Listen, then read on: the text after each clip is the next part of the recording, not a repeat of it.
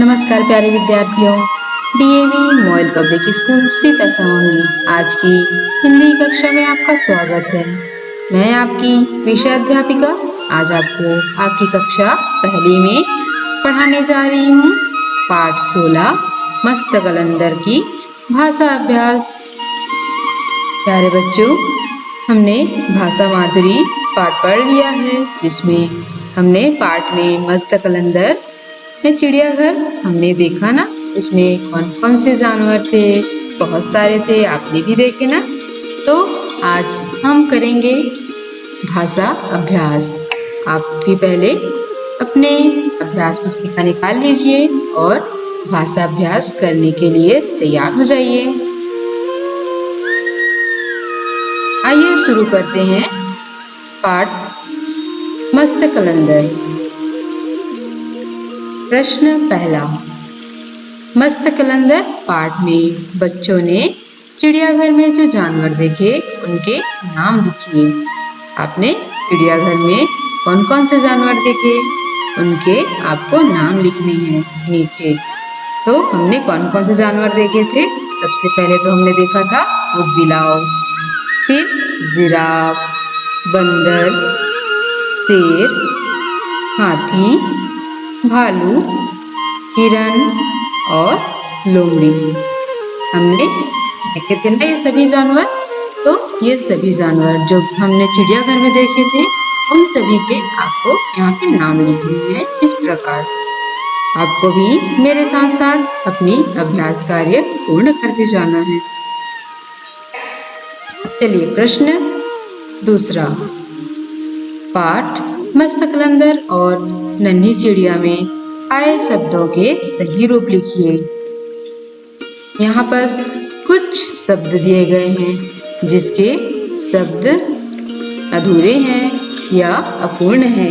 इसे आपको सही रूप में लिखना है, जो गलत लिखा हुआ है। अब यहाँ पर लबे लिखा है तो हम इसे सही करके क्या लिखेंगे? लंबे। आवाज का आवाज, हम इसे इस प्रकार लिखेंगे। आप भी अपनी अभ्यास पुस्तिका में इसे लिखते जाएंगे। ये हो जाएगा लंबे, आवाज का आवाज। पूंछ, तो इसका हो जाएगा पुंछ। मम्मी लिखा है, उसको हम सही करके क्या लिखेंगे? मम्मी। मम्मी यानी कि माता। नन्ही, तो ये नन्ही हो जाएगा। चुपके, चुपके। मनमोजी का सही रूप हो जाएगा मनमोजी। गिब्बन का सही रूप होगा गिब्बन। हमने पाठ में पढ़ा था ना, गिब्बन किसका नाम था? मस्त कलंदर बंदर का नाम था। अब ये है कृपया, तो इसका सही रूप लिखेंगे कृपया। पत्तियां का पत्तियां। ठीक है, आप भी इस प्रकार अपने अभ्यास पुस्तिका में लिखेंगे। है ना बहुत आसान। हमने जो पाठ पढ़ा था, हमने उसी में से शब्द ढूंढकर लिखने हैं सही रूप से। आइए प्रश्न तीसरा। प्रश्न तीसरा में आपको कुछ चित्र दिखाई दे रहा होगा। हमें इस चित्र को देखकर ये खाली स्थान जो दिए गए हैं उसे पूर्ण करना है। यहाँ पर चित्र में क्या क्या दिख रहा है देखो तो गिलहरी और उसके बच्चे, है ना, वो कुछ सामान इकट्ठा कर रहे हैं, है ना। क्या है वो? उसका खाना, अखरोट, है ना। तो अब इसे कैसे लिखेंगे? पहले हम इस चित्र को देख लिए। अब उस चित्र को देखकर उस चित्र के आधार पर हमें इस वाक्य को पूर्ण करना है। देखो तो, देखो एक गिलहरी और उसके के बाद क्या आएगा? गिलहरी है और उसके साथी कौन है? उसके सभी बच्चे, है ना। बच्चे है ना उसके छोटे छोटे, वो सभी बच्चे। तो यहाँ पर क्या आ जाएगा? सही सभी। वे दौड़ दौड़ कर अपने घर में खाना जमा कर, खाली स्थान है तो जमा क्या कर रहे हैं? जमा कर रहे हैं, है ना। तो यहाँ बस हो जाएगा रही है। वर्षा का मौसम आने वाला है ना। वाक्य पूर्ण हो गया। गिलहरी क्या करती है, वर्षा के पहले अपने लिए खाना जमा कर लेती है ना, ताकि उसे बाद में पछताना ना पड़े। चलिए, ये तो थे प्रश्न तीसरा, जिसे हमने पूर्ण कर लिए। अब प्रश्न चौथा, डिब्बे में से सही शब्द चुनकर वाक्य पूरे कीजिए। अब ये सही शब्द यहाँ पर दिए गए हैं, समझदार, लाएगी, बाहर और बूंदे। ये जो शब्द दिए गए हैं उसे आपको खाली स्थान में भरते जाना है सही जगह पर। तो क्या है, वर्षा आते ही खाली स्थान पड़ने लगेगी, तो वर्षा आते ही क्या पड़ती है सबसे पहले, बूंदे। तो क्या हो जाएगा यहाँ पास, बूंदे पड़ने लगेगी। गिलहरी खाली स्थान नहीं जा पाएगी। गिलहरी कहाँ नहीं जा पाएगी बारिश होगी तो, बाहर, है ना। तो क्या आ जाएगा यहाँ पास, हमने क्या लिया, बाहर। खाना कैसे लाएगी, क्या हो जाएगा यहाँ पर आएगा, लाएगी।